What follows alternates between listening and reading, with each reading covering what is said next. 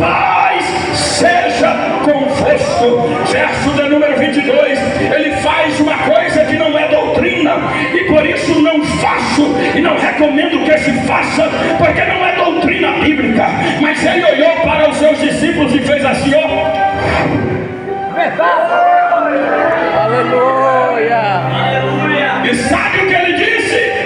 Recebam o Espírito. Não pularam, não choraram, não falaram língua estranha, não se manifestaram como os bêbados que foram semelhantes lá em Atos 2, mas eles receberam o Espírito. Agora estava neles, porque é o Espírito que convence. É verdade, ninguém crê em Jesus se o Espírito não trabalhar na sua alma. É verdade, ninguém vem a Cristo se não for atraído pelo Espírito.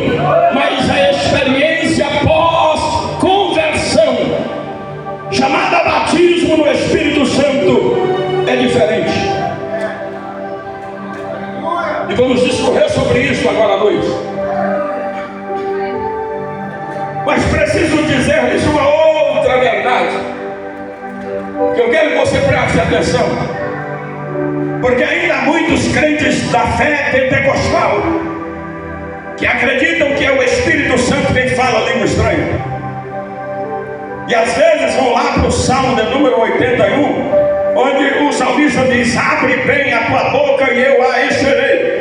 Porque não leu todo o texto, não fez uma exegese. Ele está falando de fartura, de comida, ele está falando de bênçãos, de bens. Ele não está falando de palavra, ele não está falando de dom do Espírito, ele não está falando de coisas espirituais. O salmista está falando de coisas terrenas, de coisas aqui, da prosperidade na terra. Aí tem crente que não compreende e fica de boca aberta. O Espírito vai falar, ele não vai falar nunca. Porque em Atos dos Apóstolos, capítulo 2, versículo de número 4, está escrito: e começaram a falar em outras línguas. O Espírito reparte línguas, mas quem fala é o crente que as recebe. Então eu vou lhe dar um conselho aqui esta noite. Você que nunca mais falou línguas estranhas, você que não é batizado com o Espírito Santo ainda, peça a Deus para me repartir esta noite, e não tenha temor nem receio de se manifestar com línguas estranhas, porque se o Espírito lhe der, fale. É Ele que está repartindo com você nesta noite.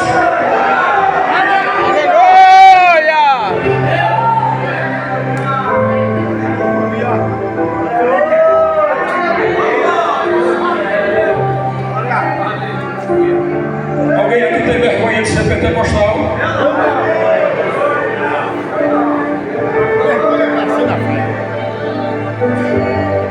Eu não tenho.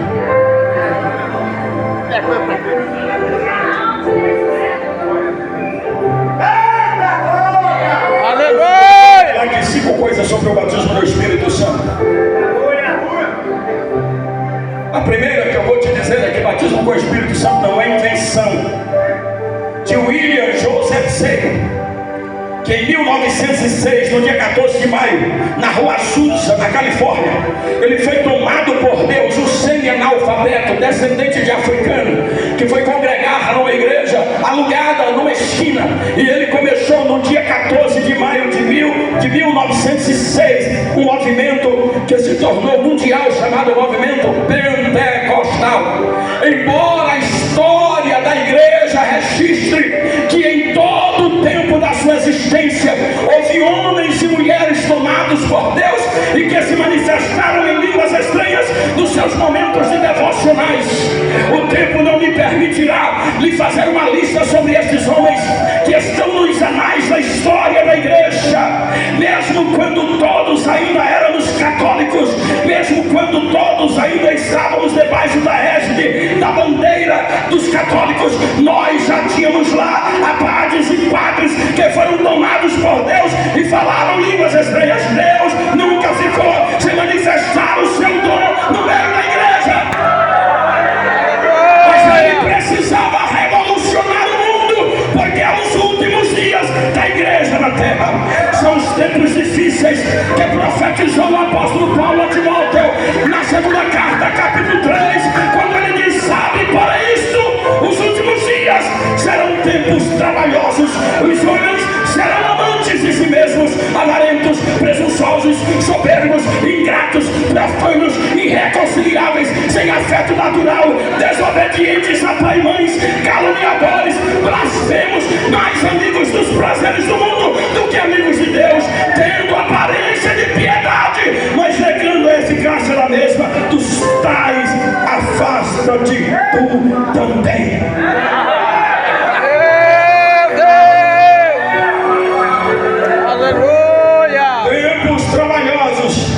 Deus levanta um semi-analfabeto chamado William Joseph Seymour. Este homem é usado por Deus para começar o movimento da Rua Azusa, que se espalhou pelo mundo inteiro. Aleluia! Ninguém vai poder mais parar. Ninguém. Não é à toa que em 1910, quando chegamos aqui em meados de novembro, por meio dos nossos irmãos suecos, inflamados pelo Espírito, incompreendidos pela igreja cristã protestante local da época, que não pôde aceitar aquele movimento, e aí incendiou a casa da irmã Albertina numa madrugada de junho, quando aquela senhorinha que foi expulsa da igreja porque ela disse: eu creio no que estes homens dizem, foi batizada com o Espírito Santo, e na manhã seguinte a irmã que é batizada com o Espírito Santo, na semana seguinte é o primeiro homem batizado com o Espírito Santo, e se alastrou pelo Brasil e chegou em Serrolândia e tomou esta cidade, e ninguém vai poder parar este fogo. É o fogo do Espírito de Deus que inflama essa igreja. Ele é real e eu creio nele.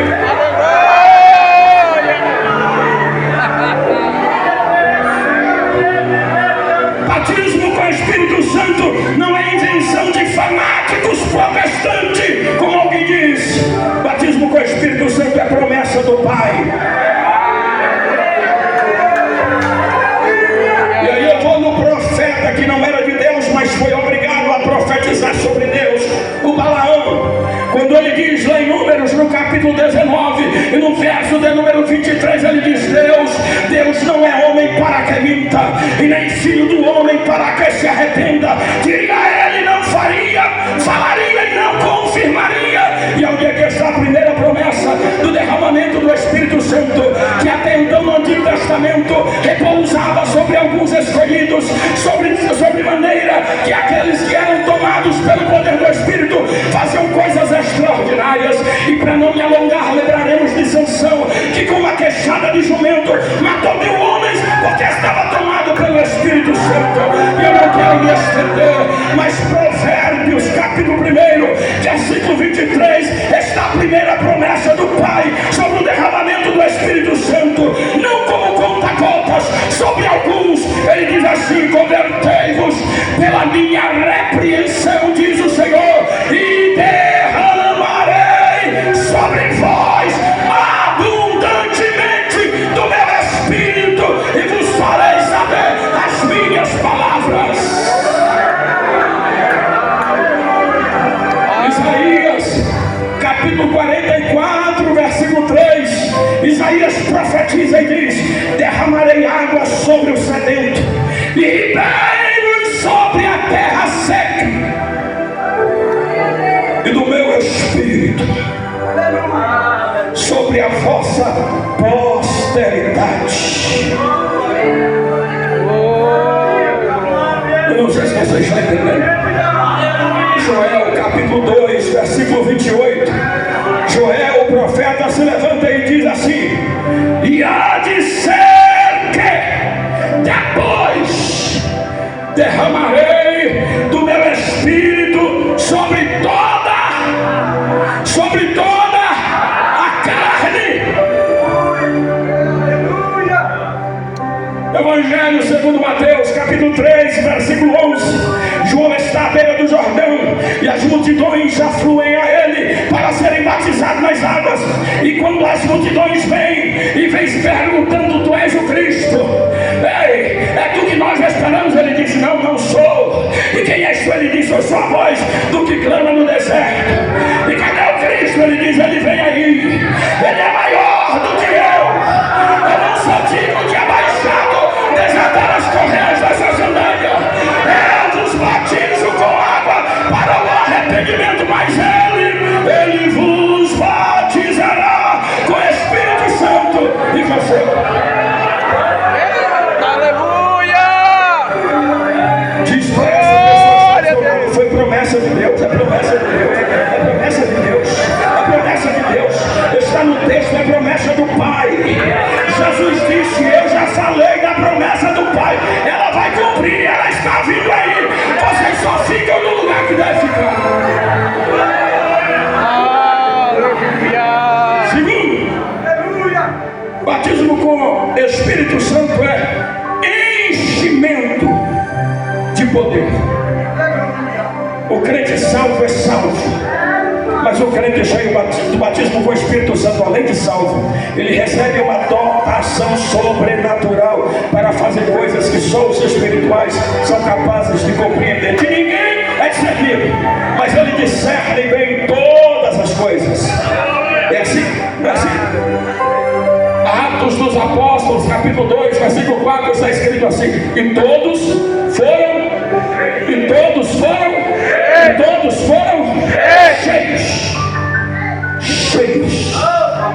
cheios, e todos foram cheios. É quando não há mais espaço para nada em nós, só o Espírito. É quando não há mais espaço na nossa vida para outra coisa senão na graça, do poder e da manifestação de Deus através do seu Espírito. É sobre isso que eu estou falando aqui essa noite. É sobre isso que eu disse ontem à noite a vocês. Deus está preparando uma geração para viver dias e tempos de milagres, tempos de manifestação de Deus. Alguém pergunta, cadê os sinais? Cadê os sinais? Cadê os milagres? Cadê as coisas que não veem? Eu contava há pouco para o nosso irmão Abigael. O ano passado estávamos com uma das nossas irmãs, com uma filha que tinha um cisto na garganta, e o cisto estava crescendo, e os médicos não podiam fazer a coleta para fazer a biópsia para saber o que se tratava ali. E aquela irmã estava preocupada, e o médico disse, vamos ter que operar. Depois de tirado, a gente avalia o que tem. Vai ter que abrir a garganta, partir uma das partes mais duras da cartilagem da garganta. O processo é doloroso, é demorado. Serão cerca de 11 horas de cirurgia, e a gente não sabe como é que vai ser depois. Uma menina de 6 anos, a igreja começou a orar, e nada. A menina, o caroço continuava crescendo, a garganta da menina estava maior que o normal, e aquela criança brincava na igreja, corria, para ela nada estava acontecendo. Aí num culto como este, numa festividade na igreja com os nossos jovens, a mãe me ligou e disse, pastor, eu não vou poder estar no culto, eu viajo a Salvador, terça-feira pela manhã minha filha vai passar pela cirurgia. Eu falei, pois não, irmão, então tudo bem, mas olha a irmã no culto à noite. E aí eu olhei para ela, ela olhou para mim e fez assim, depois, e eu já fiquei preocupado. Eu disse, meu Deus, será que é que houve? O médico adiou, adoeceu, alguma coisa aconteceu, vai abrir a cirurgia? Pedi para um obreiro, vai lá e pergunta, irmã, o que está acontecendo? Porque ela não viajou ainda, que a gente já ia fazer uma oração pela viagem delas. Não, o ônibus da prefeitura só vai sair depois das 23. E como a cirurgia só é na terça, ela decidiu trazer a menina para o culto. Eu digo, então diga ela que traga a menina aqui na frente. Aleluia! E ela trouxe a criança. No sábado anterior, nós havíamos feito a consagração de alguns obreiros, aproveitando a visita de um amigo que só podia ir naquele sábado. E eu aproveitei aquele presbítero recém-consagrado, que havia sido consagrado na noite anterior, o presbítero Gessé, disse, vem cá, Gessé, pega esse óleo de azeite, meu filho. É a sua primeira missão como presbítero da igreja. Unja aquela criança e dê um abraço, porque Jesus está dizendo em meu coração que ela não vai passar pela cirurgia terça-feira. O presbítero desceu, pegou um óleo, ungiu a menina, abraçou, chorou com a mãe, chorou com a menina, a igreja chorou junto. A irmã viaja, terça-feira ela me liga desesperada de Salvador. Ela diz, pastor, não sei o que houve, mas a menina foi para a sala de cirurgia. O médico pegou todos os laudos, olhou todos os exames, e de repente ele sentiu de fazer um toque, de pegar para ver onde é que estava o nódulo. Ele apertou para lá e para cá, e sempre via com as mãos, ele não viu. Ele disse, não está mais aqui, mas vamos fazer aqui uma tomografia. Vamos ver o que é que tem. E na tomografia o médico disse, mas quem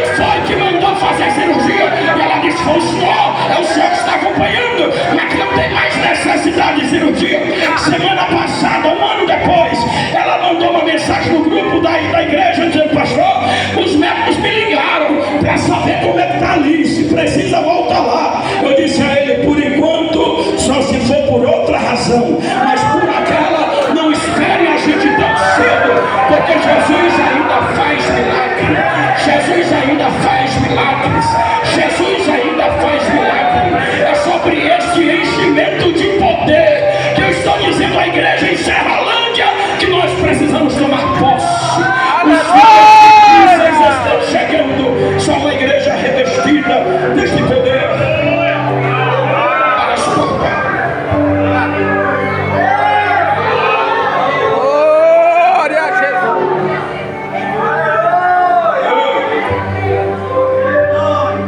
Enchimento. Alguns anos atrás, não poucos, muitos anos, um pastor me convidou para ir à igreja na zona rural, pregar numa congregaçãozinha chamada Várzea da Ema, lá na região de Umburanas, divisa de Campo Formoso com Umburanas. E eu fui uma igrejinha de adobo, telha de barro e cavalinha, cimento queimado, banquinho sem coxo. E quando eu cheguei, a casa do obreiro fica do lado, cerquinha de vara. A janela do púlpito dava a visão para o quintal da casa do obreiro. E como é costume na zona rural e nas Assembleias de Deus, principalmente aqui no sertão, as irmãs estavam preparando um almoço lá para oferecer a algumas visitas que estavam naquele culto. E aí naquela noite nós pregamos, domingo de manhã pentecostal. Avisou o pastor, amanhã é manhã pentecostal, amanhã Jesus vai batizar no Espírito Santo. E uma das irmãs que estavam escaladas para a cozinha, ela comentou com a esposa do obreiro e disse: e eu que não sou batizada com o Espírito Santo, eu queria receber. E a irmã olhou para ela e disse: mas tu sabe que aqui somos tão pouquinhas, se tu fores, vai fazer falta. Mas aquela irmã usou de sabedoria, porque quando foi passar para o pregador lá por volta das 10 da manhã, toda a comida já estava no fogo, mas quem trabalha na cozinha sabe que fica muita coisa suja para lavar. Aí ela disse: então me deixa lavar a louça. Aonde? No quintal, num giral de vara, uma bacia do lado e ela lavando a louça do lado da janela. E quando eu comecei a pregar e nós começamos a ministrar a palavra naquela manhã, aquela irmã estava lá olhando para a gente e dando glória a Deus. Aqui a coluna escutava ela de lá: glória a Deus, aleluia, glória a Deus, aleluia. De repente, meu irmão, a gente escutou um tilintar de prato, um barulho de prato que voou para cima, caiu no chão. E quando eu olhei para a janela preocupado, estava a irmã no meio da lama, sapateando, pulando, correndo. Aí a esposa do presbítero saiu de lá agoniada e foi segurar a irmã com medo dela cair e se machucar. Quando agarrou, grudou. Aí já era duas. De repente a irmã que veio de lá para cá com avental e tudo disse: o que é que está vendo que agarrou? É 3. E de repente as irmãs da cozinha estavam todas no quintal da casa, vizinho da igreja, sendo cheias do Espírito Santo de Deus. Enchimento é isso. E deixa eu te dizer que coisa maravilhosa. No culto à noite, quando nós cumprimentamos a igreja para começar a ministrar, a igreja estava tão saturada da graça e da presença do Espírito Santo que os crentes fizeram barulhão. E eu olhei para o pastor querendo começar. Eu disse: pastor, não dá para começar. O senhor me explica o que está vindo aqui. Então ele olhou para mim e disse: você pegar 2 vasos de 100 mililitros cada um e abrir 2 torneiras com a mesma vazão ao mesmo tempo, você põe um de 100 e um de 1000 mililitros debaixo da mesma torneira, mesma vazão, qual é que vai encher primeiro? Aí eu disse: o de 100. Aí ele disse: pois é, aqui não tem nenhum vaso grande, os vasos aqui são todos pequenos, é por isso que não dá trabalho, já está todo mundo cheio, todo mundo já foi tomado pela graça aqui esta noite. Naquele dia foi um dia extraordinário. Eu não vou me esquecer da manifestação de Deus, com curas, com batismo no Espírito Santo, com libertação de demoniados. É sobre este poder que eu estou tratando aqui esta noite.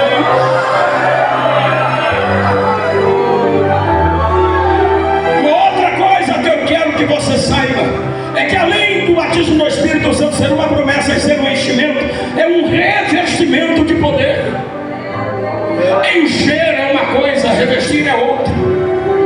Encher é aquilo que só você sabe que tem, mas revestir é aquilo que todo mundo vê que tem, é aquilo que todo mundo percebe que tem. revestimento de poder. Jesus fez a promessa: se alguém não quer, muito obrigado, pode continuar sem querer, mas eu quero. Ele disse: não vos ausenteis de Jerusalém, porque vocês serão revestidos do poder do alto, conforme a promessa do Pai. Lucas capítulo 24, versículo 49. Aí Lucas repete isso no capítulo 1, verso 8 de Atos dos Apóstolos, dizendo: e sereis revestidos de poder. Então serão as minhas testemunhas em Jerusalém, Judeia, Samaria e até a Serrolândia e até os confins da terra. Foi Jesus que prometeu poder para ir, poder para fazer. E quando Marcos registra no seu evangelho, no capítulo 16 e último versículo, ele diz: e o Espírito cooperava com os apóstolos, que realizavam sinais e prodígios. E vai acontecer outra vez, vai acontecer outra vez, vai acontecer outra vez, vai acontecer na igreja outra vez, vai acontecer através da igreja outra vez. Está acontecendo em todo o Brasil, vai acontecer no mundo inteiro. É promessa de Deus, é enchimento e revestimento de poder. Glória a Deus! E aqui eu preciso dizer uma coisa. Espero que você me acompanhe. Eu já estou a encerrar. Eu sei que o tempo passa muito depressa.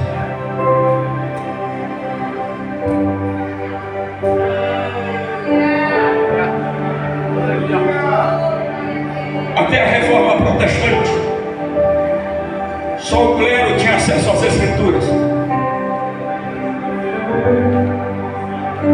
As missas eram celebradas em latim, e o único dever de quem ia lá prestar uma adoração a quem quer que fosse era amém, assim seja. Não era tido o direito de conhecer as escrituras, era privilégio do clero. Só o clero tinha privilégio das escrituras. Mas aí Deus levanta Martinho Lutero, que faz a tradução da Bíblia para o alemão, e ninguém mais pôde deter. Chegou até nós através de João Ferreira de Almeida. E agora o que não falta na língua portuguesa são versões, traduções, porque Deus nos permitiu ter posse de todo esse material para a glória de Deus. Aqui vai uma coisa que eu preciso afirmar a você: batismo com o Espírito Santo não é privilégio de quem é pastor, não é privilégio de quem é missionário, não é privilégio de quem é presbítero, não é privilégio de quem é homem, não é privilégio de quem é mulher, não é privilégio de alguns. Batismo com o Espírito Santo é para todos, é para preto, para branco, para rico, para pobre, para doutor, para indouto. Batismo com o Espírito Santo é para homem, é para mulher, é para adulto, é para criança. Batismo com o Espírito Santo é para todos, e há de ser que depois derramarei do meu Espírito sobre toda a carne. Aleluia!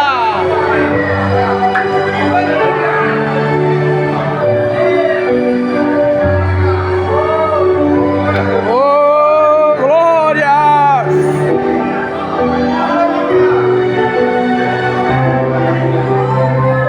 Mas vamos para Joel. Joel diz assim: isso aqui é tão extraordinário, pastor.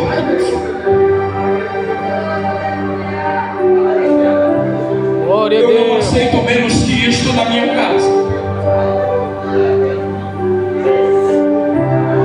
Eu não aceito menos do que isto que Joel falou na minha casa.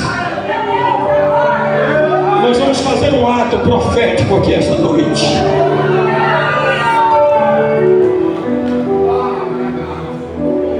Aleluia! Os vossos filhos e as vossas filhas profetizarão.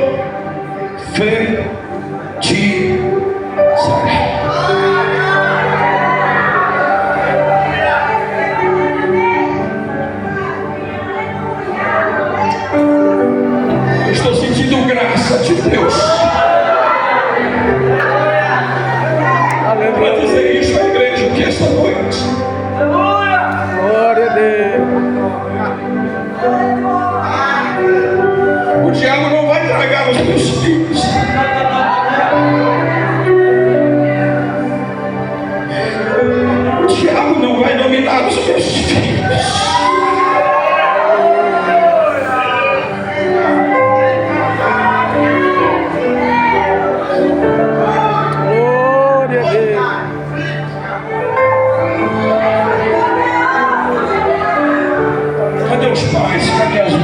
aceite essa questão.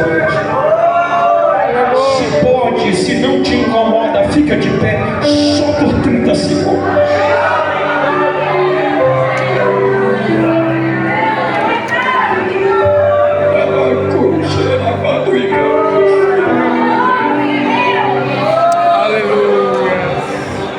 Erga a sua mão para os céus.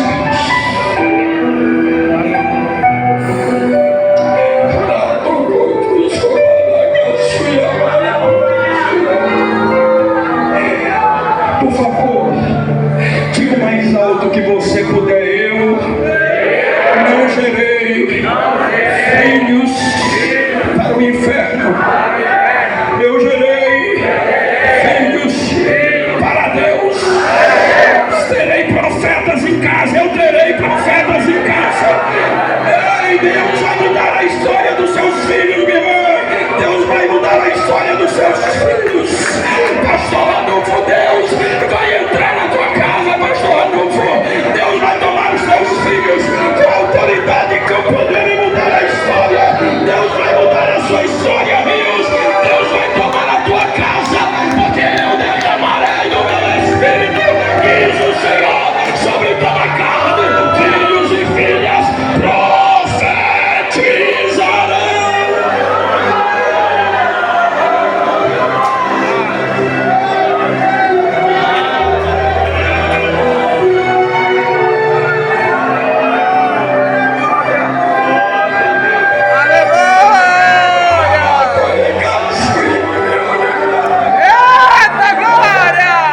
Você vai ser recebido em casa, depois de voltar de um dia de trabalho, pelos teus filhos, como as filhas de Filipe em Atos 20, 4 virgens que profetizavam.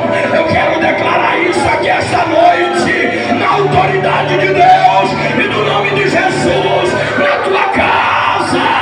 Deus vai governar pelo seu Espírito e os teus filhos serão bênçãos. Os teus filhos serão profetas. Você os verá de novo dos pés de Cristo. Se aceite por mais 2 minutos. Aleluia!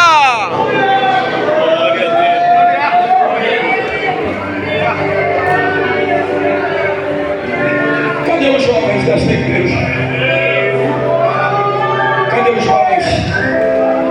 Quem é jovem? Aleluia! Com a mão.